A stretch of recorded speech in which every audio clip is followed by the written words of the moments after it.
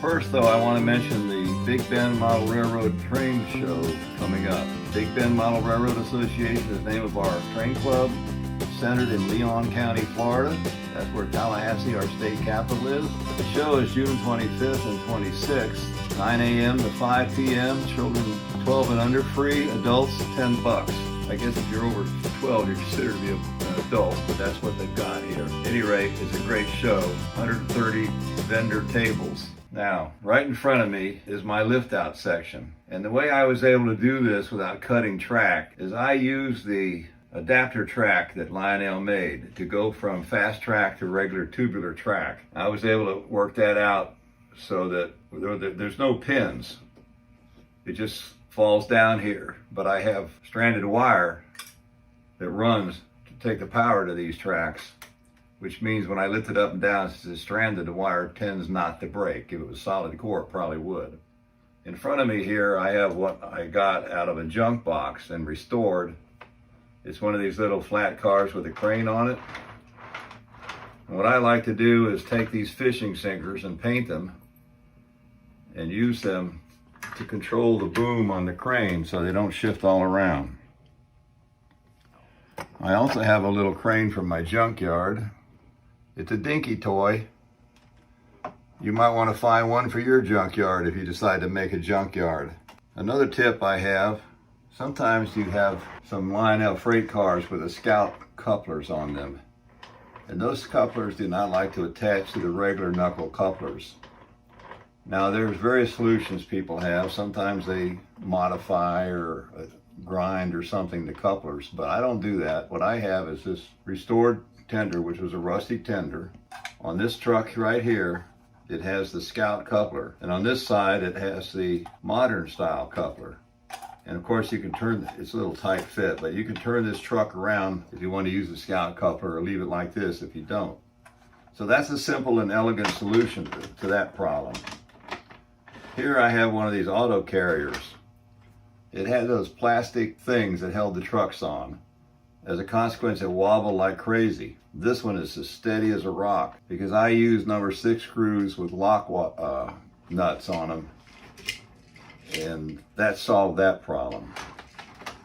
I didn't like these cars until I figured out how to solve that problem. Now I love it. It's a great little car. Recommended. In front of me here, I'm double heading the smaller pre-war freight cars. That's what I wanted to show tonight, is this short little freight train. It has this nice little locomotive. It's a 259E.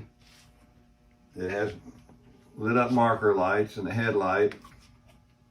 This is 10, of course, and this is 10. Followed by the little, what is it, a 218 or something, I forget. I know all these by heart, now I can't remember them.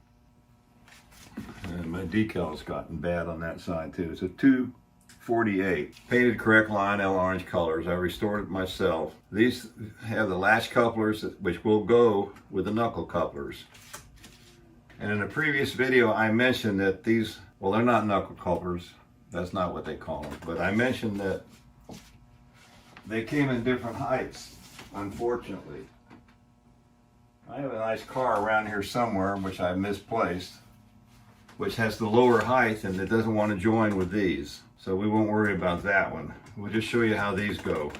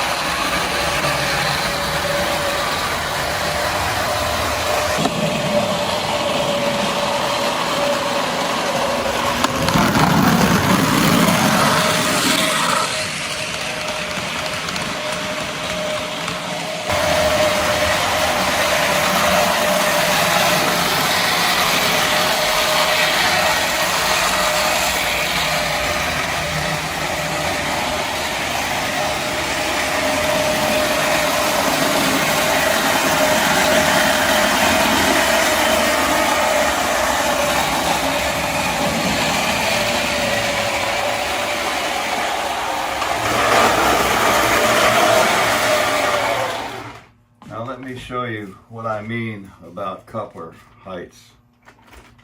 This is the car with the lower box coupler. I was going to put it in this train. Do you see that? It's too low, but you can sometimes jiggle it a little bit like that, and if it stays on the track, you're okay. But it's not ideal because of that feature. Now these are lightweight plastic logs I got somewhere that I put on here. And we'll see what happens. Well, it's on the track at least. We lost part of our train though, folks. I didn't even notice that. The last two cars in the caboose are over there. I'm over here and I've got these mechanisms set up so they're locked in forward only. So I'll have to do this the hard way. Which is good because I can show you these cars anyway. This is the dump car. They made a log dump car with a dumping bin. They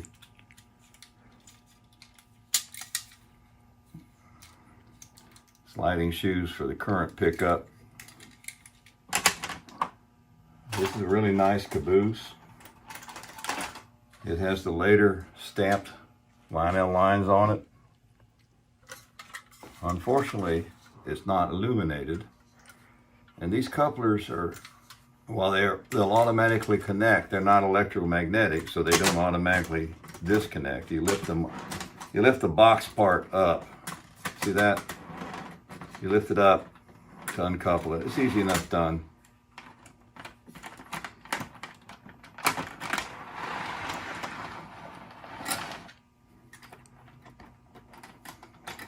This little 248 is one I restored. I bought this little number for it, but the number 248 is on a plastic thing. It's not a decal and it didn't stick. It's coming off. But this is called Peacock and Orange. Peacock's what they called that color. And the orange, the legitimate orange, is a little bit kind of a darker, dull orange. It's not real bright. So when you restore these, I used to be able to buy the restoration paints in spray cans. Haven't been able to do that. Maybe they still sell them at York, but I guess the problem is mail order. Here's the little shell tank car. Beautiful little car, beautiful shape, nickel trim. The earlier series, which was the 600 series, would have had the latch couplers. These are the 4-digit series. This one is a 2634.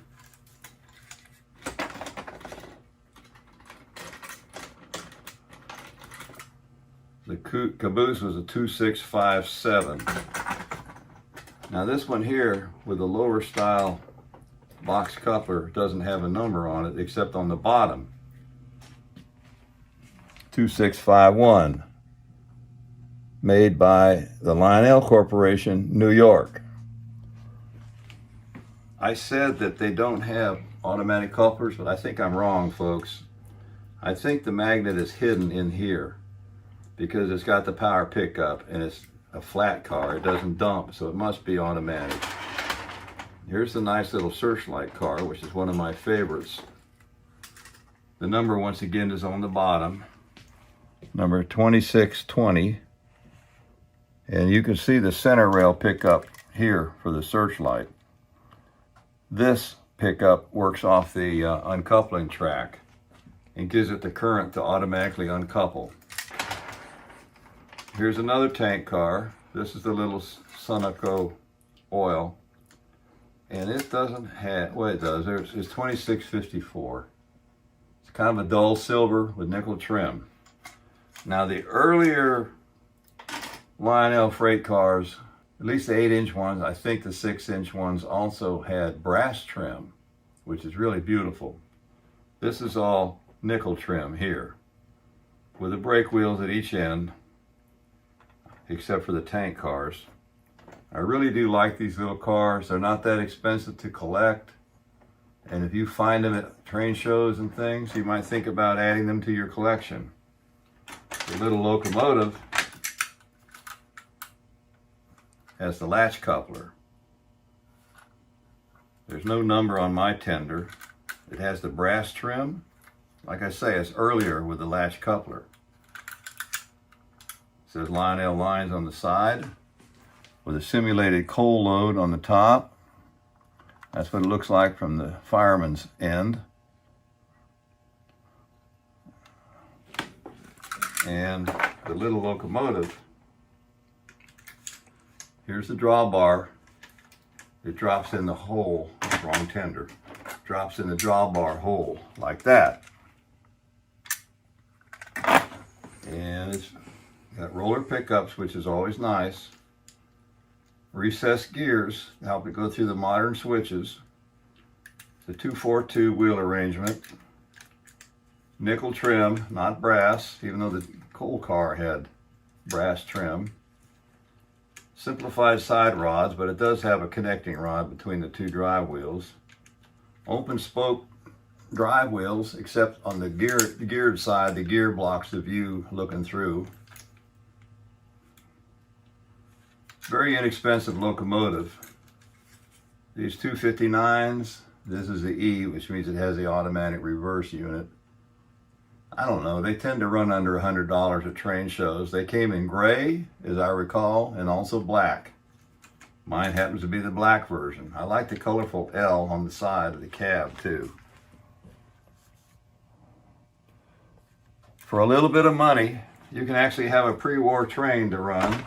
And the beauty of it is, it'll go well with your 027 track and your Marx trains. You don't have to get all the huge full-scale stuff to still have fun. And instead of spending $2,000 for a steam engine, you can spend under $100 and you're in business. Well, I hope you enjoyed this. I forgot to mention that on this trailer train, these are basically Hot Wheels and, you know, those little type cars that kids play with. When I go to the Moultrie Auto Show, you can often find these for $1 a piece. My wife picked out these to put on this car. Most of them are red, so she must have liked red that day. But they stay on pretty well, and it's a lot of fun. Well, I hope you enjoyed this video. I hope you'll consider the Big Bend Model Railroad Association train show. Get to know some of the train people up here in this town. We have a large scale group that meets almost every Sunday of the year to run trains. When you go to the train show, there's a live steam group. They set up a pretty big live steam loop and they run live steam trains around on there in G scale. We also have a fellow and some others, a lady, and they set up the G scale trains, the electric ones, with custom buildings on a big layout. We use T-Track for the Lionel trains, and of course they use T-Track for the others too, the Z, the N, the HO, and then there may be various other layouts as well. There's almost always a Disney layout there, about 4 by 8 foot with a lot of Disney stuff, which is fun for the kids to see.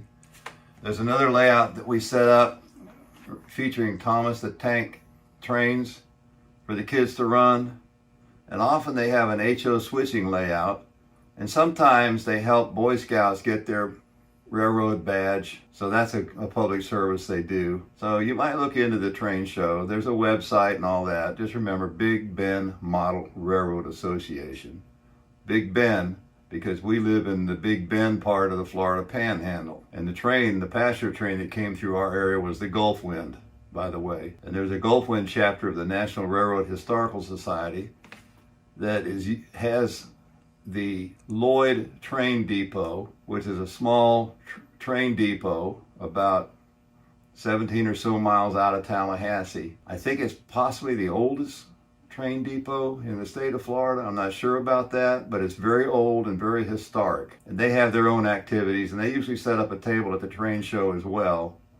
So if you're interested in the history of that sort of thing, you can learn about it at our train show if they're there, and I think they probably will be. They were, as far as I know, there the last few years. Sometimes the big outdoor guys come and display these huge 7.5-inch gauge trains. Whether or not there'll be any of those there, I don't know. I would also like to mention that there's a great train show usually in September in Dothan, Alabama. which is a lot of fun to go to. And we have a reciprocal agreement with them. They get to go to our show for free and we get to go to their show for free. I would suggest that other railroad clubs consider reciprocal agreements of that sort. We also get visiting train layouts from other clubs that come and set up. We have 2 large buildings at the fairgrounds filled with trains and train layouts. I hope you enjoyed this video and the information I've given you. Everybody have a nice spring and summer. Happy railroading. This is an earlier version of the 6-inch cars, number 809. I think these bins that dump come in green and orange. This one has nickel trim. This bin is a replacement. I got the flat car without the bin and found the bin later on eBay. It has the latch couplers, but it also has nickel trim. This is a 2657 caboose with a box coupler, silver rails on the back, silver inserts with a number and lettering, cream colored windows, silver railings and inserts on the front, not illuminated. Part of the fun though of these old trains. This one, the railings are painted red by the Lionel Corporation apparently, and the roof is a Tuscan color instead of red. So they're both 2657s, but they're from different eras, as you can see. They have a little bit of a different look, this one being the stamp lettering. But it's all fun. It's fun to get to know these different differences and distinctions. I would suggest you guys get out there and start looking for this stuff.